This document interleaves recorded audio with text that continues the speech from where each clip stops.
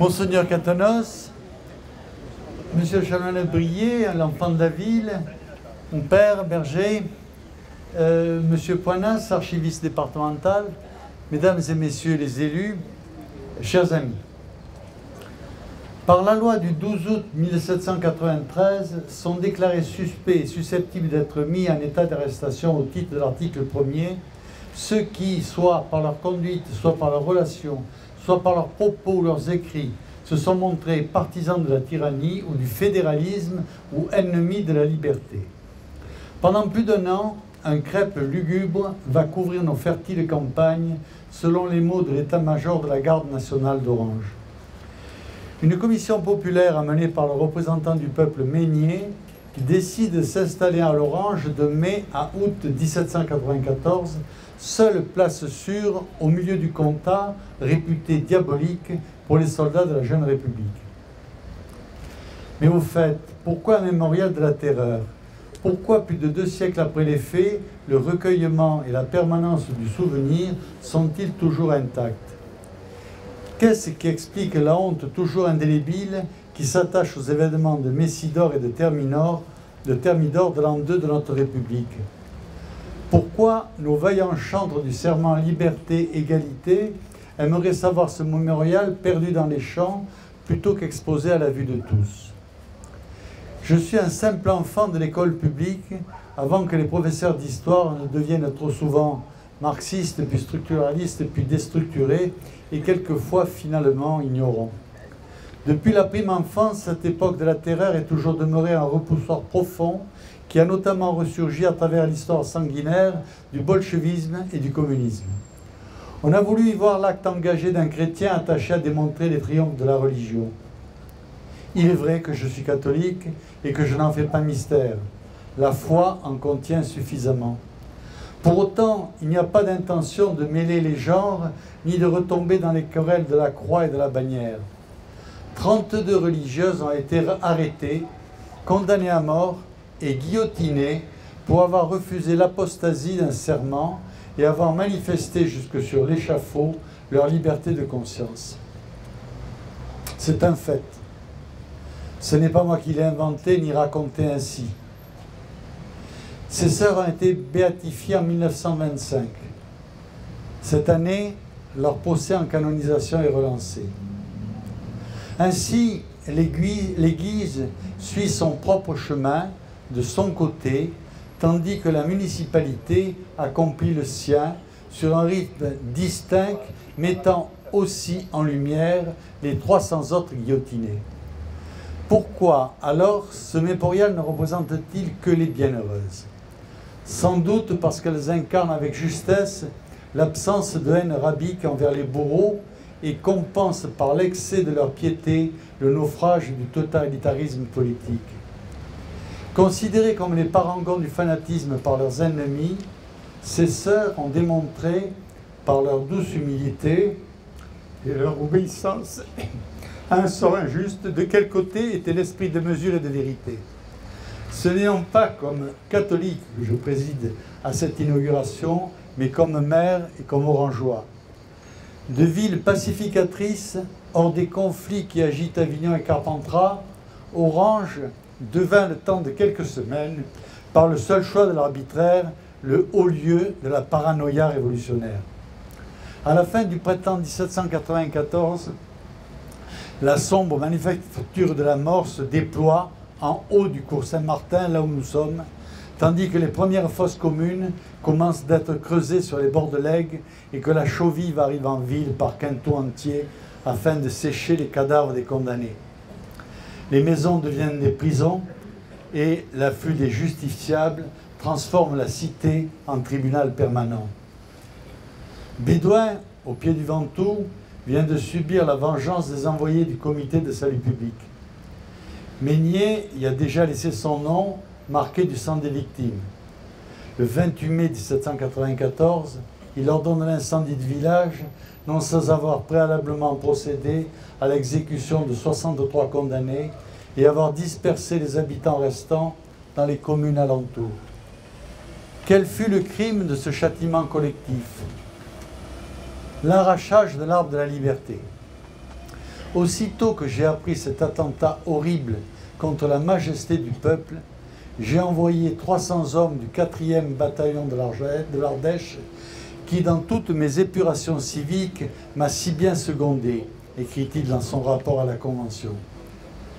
L'ami de Robespierre arriva à Orange avec la terrible guillotine qui a sévi à Bédoin et en Avignon. Le message est donc clair et l'objectif assumé. Meignet estime entre 10 et 15 000 le nombre de suspects à juger dans les Bouches-du-Rhône et le Vaucluse, et le tribunal prévoit 10 000 exécutions.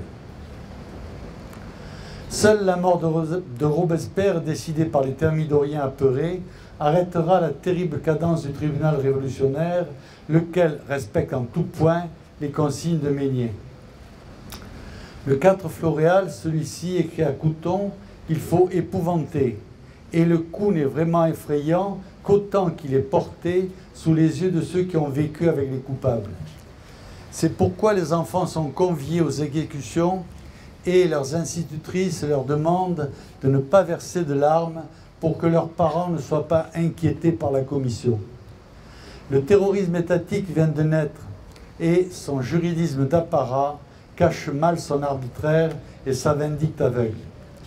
Ainsi, dans un contexte de guerre civile, excité par une convention devenue ultra-centralisatrice, la Provence est considérée comme un territoire à dominer et non comme une terre des libertés.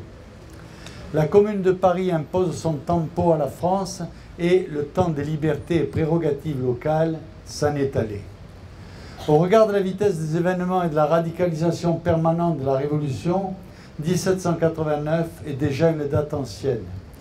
Le roi a été relevé de sa souveraineté en août 1792, puis exécuté en janvier 1993. La nouvelle République est portée sur les fonds baptismaux de l'histoire dans les tumultes de la guerre intérieure et extérieure. La paix n'est plus qu'un songe. Les Jacobins et la montagne l'emportent sur les Girondins. Le fédéralisme devient l'ennemi. Bientôt, la terreur devient un mode de gouvernement tout à fois justifié par l'idéologie et les circonstances. La Convention s'est déclarée tant d'ennemis qu'elle demeure persuadée qu'une immense coalition d'opposants est prête de menacer sa frêle légitimité. La guillotine apparaît alors comme le seul outil de discrimination entre les bons citoyens et les contre-révolutionnaires. L'esprit de mesure succombe sous les assauts du fanatisme et la peine de mort est appliquée selon les canons de l'industrie. La terreur est née. Elle est le nom de l'impuissance politique et de la tyrannie du décret. Elle signe le triomphe du verbe déraciné sur la réalité qu'elle entend plier à son unique volonté, fût-ce au prix de dizaines de milliers de morts injustifiées. Cette mise en perspective n'a pour objet que de replacer l'utilité objective du mémorial que nous inaugurons aujourd'hui. Dans la forêt des polémiques et des débats historiques, je ne souhaite pas jouer les défricheurs et accorder à tel ou tel le bon point de la vertu ou l'ignominie de la réprobation publique.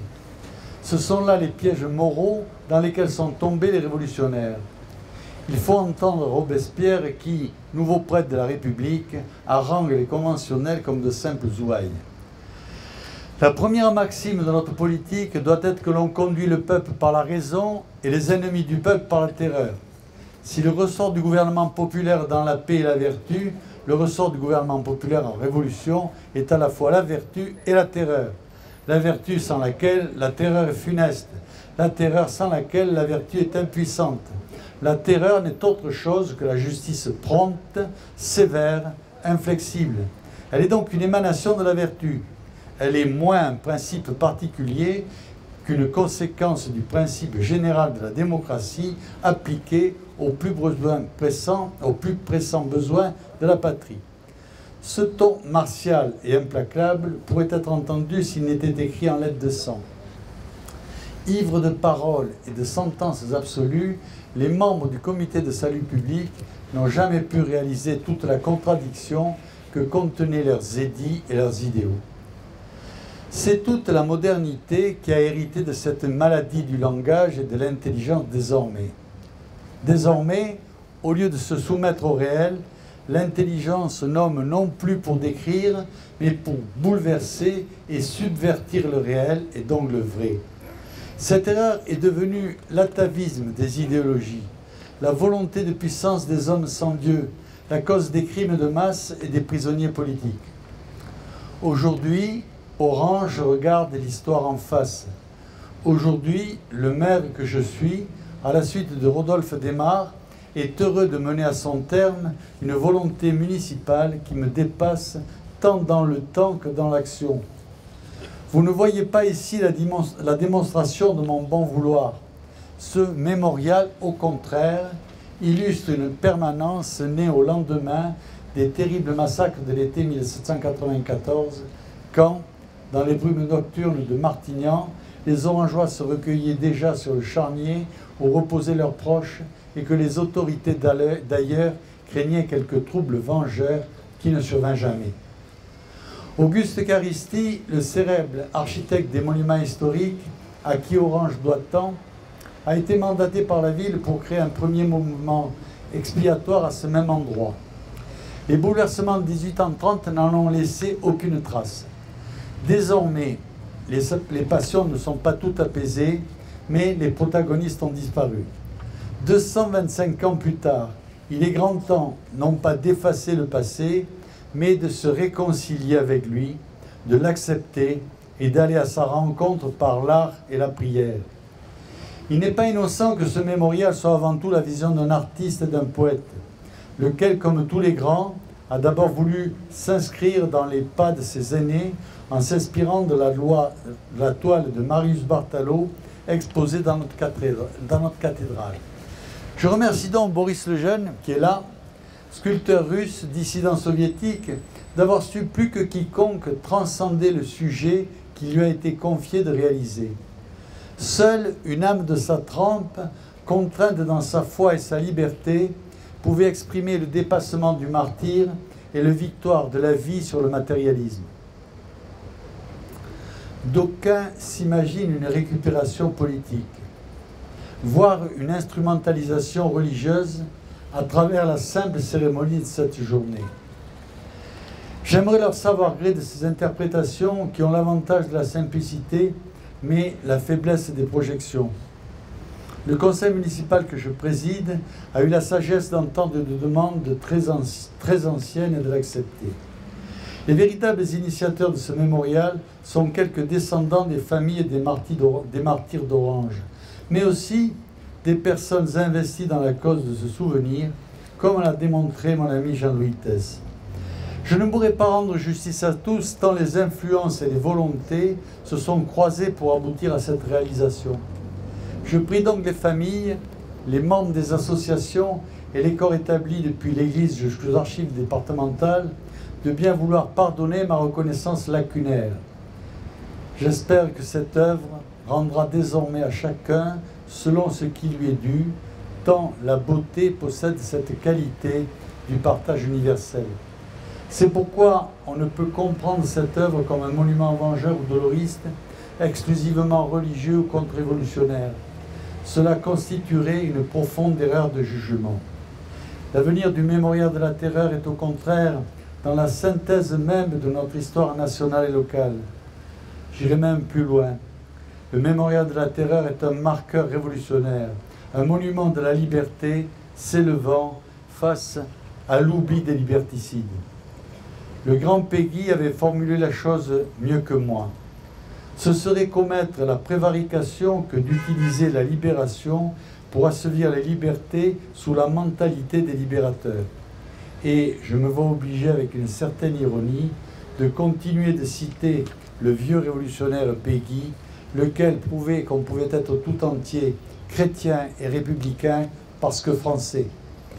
Une révolution est un appel d'une tradition moins parfaite à une tradition plus parfaite, un appel d'une tradition moins profonde à une tradition plus profonde, un reculement de tradition, un dépassement en profondeur, une recherche à des sources plus profondes au sens littéral du mot, une ressource. Dans le contexte actuel, voilà bien tout le sens révolutionnaire du mémorial, une source vive d'édification et d'esprit libertaire. Le destin de ces religieuses, de ces ouvriers, de ces paysans, n'est-il pas la résurgence du Mine d'Antigone, cette jeune fille grecque qui s'oppose à la loi du tyran pour satisfaire à l'obéissance de la tradition? Les Meuniers, les Viaux, les Fauvetti ne sont que les créons terroristes que chaque époque de trouble voit naître. Face à eux, il faut maintenir la petite flamme de l'esprit critique et de la volonté pour que, par-delà l'adversité et parfois la mort, finisse par triompher la vérité. Puisse ce mémorial nous aider, ainsi que les générations futures, à y parvenir.